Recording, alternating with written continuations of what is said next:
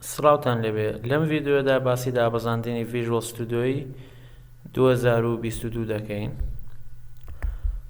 مایکرۆسۆفت ئێدج دەکەمەوە و سایتی visualstudio.com دەکەمەوە و پاشان تۆ گەر لێرە وەرە خوارەوە داونلۆد ڤیژوەڵ ستودیۆ ئەمەیان بۆ ویندۆزە و ئەمەشیان بۆ ماکە. ڤیژوەڵ ستودیۆ کەمیونیتی 2022 ئەمەیان فریە، ئەوانی تر بە پارەیە.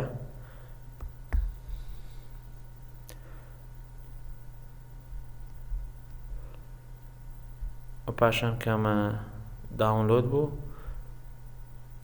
کلیکی لەسەر دەکەم. yes continue.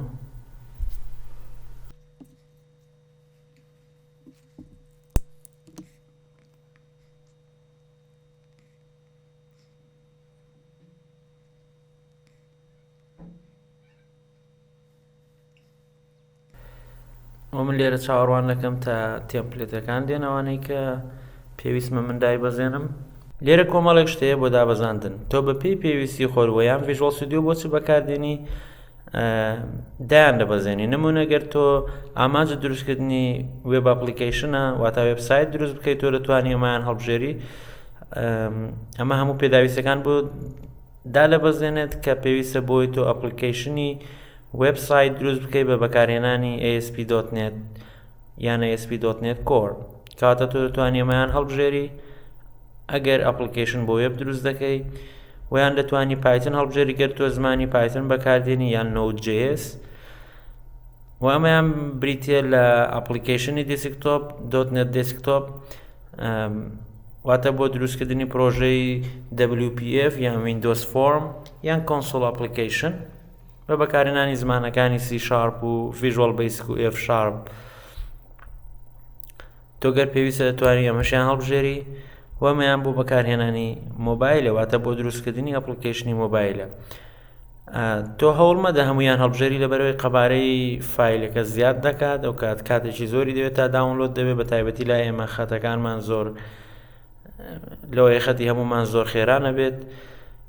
بەڵام هەر کاتێک تۆ ویست دەتوانی بێ هەردانێک لەمانە زیاد بکەی. باشە من ئێستا دوانە هەڵدەبژێرم و لێرە کۆمەڵێک شتی تر هەیە. نمونە گەر تۆ ئەپلیکیشن بە C++ دروست دەکەی دەتوانی ئەمەیان هەڵبژێری و پاشان کلیک لەسەر ئینستۆڵ بکە. ئەمە کاتی پێدەچێت تا داونلۆد دەبێ. بۆیە من لێرە ڤیدیۆکە پاوز دەکەم. قەبارەکەی بریتە لە 3 گیگا و نیو.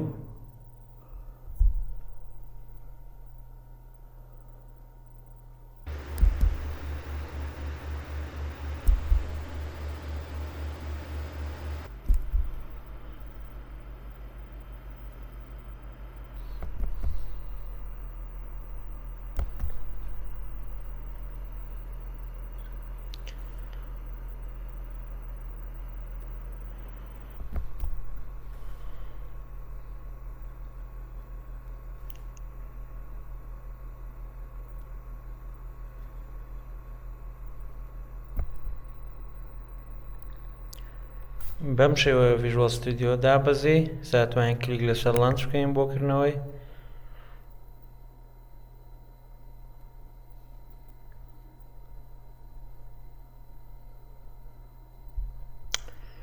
و کلیک لەسەر نۆت ناو maybe later. دەتوانی لە ڕێگەی هۆتمایل یان ئاوتلوکەوە لۆگین بکەی. گرنگەوەی مایکرۆسۆفت ئەکاونت دەبێت. ئەگەر ناتوانی دانیشی نوێ دروست بکەی لە ڕێگەی create one و لێرە تۆ ڕووکارێک هەڵدەبژێری. من دارێک هەڵدەبژێرم. پاشان کلیک لەسەر start دەکەین.